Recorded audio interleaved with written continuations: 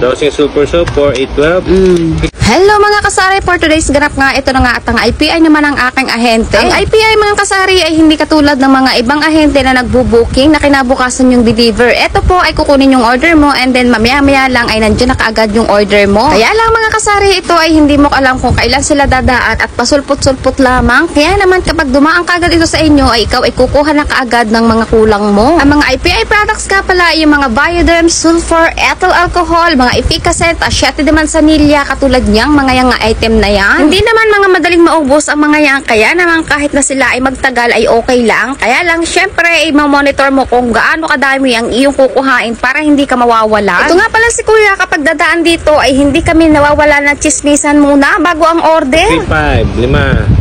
Yeah. Dosing Super Soap for 812. Efficacent ES 50 ml, 6, 500 DM, 5. O diba mga kasari, ang bilis, nandito na agad at same na araw din. So ngayon nga, pagkatapos nga ng IPI, ito na nga at ako'y naghila na ng mga deboting order ko kanina na dumating. At syempre katulad ng mga dati o mga naarang araw ay palagi tayong naaabala sa ating mga ginagawa. Pero okay lang yun dahil ganoon talaga ang buhay ng sari-sari store owner. Hindi mong tinatamad ka ng gumalaw pero hindi pwede kasi naman nga obligado mong magtinda. Dahil nga hindi palaging may bumibili, ito nga at dediretso na naman ako sa aking mga ginagawa. Pagkatapos kasi nito mga kasari ay may order na naman ako mamaya. Kaya naman kailangan agad malinis iyong harapan para naman pagka ang order ay dumating ay may malalagyan ka agad. At syempre bilang solo dito sa tindahan ay ako muna ay magiging kargador. Araw-araw tayong may deliver kaya naman araw-araw tayong kargador at araw-araw din tayong katulong. Dahil sa totoo lang mga kasari ay walang sari-sari store owner na donyang-donya lang ang datingan. Yun nga mga grocery store na may-ari, pagod na pagod pa rin ka, tayo pa kaya na sari-sari store owner pala. Okay lang mapagod kasi sarili mo namang negosyo ang iyong pinalalago at hindi ang pinayayaman mo ang iba. Mahirap kasi maging empleyado. Maigi na to mga kasari, kahit na maliit ang tubo ay sarili mo namang negosyo. Mapagod ka man ay okay lang dahil hindi naman para sa iba ang iyong ginagawa. Atin nga muna isalansan muna itong mga naunang order ko para naman mamaya ay may paglagyan pang iba at alam ko kung saan ilalagay. Ang aking mga anak at soft drinks nga palang malalaki ay dito ko nilalagay at ang mga case naman po at mga empty bottle ay doon sa ilalim ng divider. Gusto ko talaga kasi mga kasari na kapag ako magpapalit sa rep namin ay ang mga deboting iyan ay kukuhanin ko na lamang at hindi ko nahahanapin yung mga case kung alin ang may laman at wala. Mabilis lang kasi ang ngalawa kapag kaganyan nakahanda na at hindi na pa bukas-bukas pa ang iyong rep at aksaya pa sa kuryente. Aminin nyo mga kasari, medyo maganda ang may ganitong lagayan. Nabi ko na to dati sa aking naunang vlog na ang gumawa nito ay ang aking asawa year 2019 pa. O diba mga kasari, ilang taon na rin ang mga dumaan at bagyo at lindol ang dumaan dyan pero hindi po kami nababasagan dyan. Ilang po kasi pansin sa camera na may alambre po siyang nakaharang dyan para po pagkahalimbawa nga ay lumindol ay hindi po siya tatalo. Kung mapapasin nyo sa aking tindahan ay puro divider po ang buong paligid nito kasi nga ay gusto ko po lagi ay lahat ay nasa divider ang mga item. Kaya naman ang kulang na lang nito ay laman. So paano mga kasari, hanggang dito na lang muna. Yun lang, bye bye, God bless, salamat!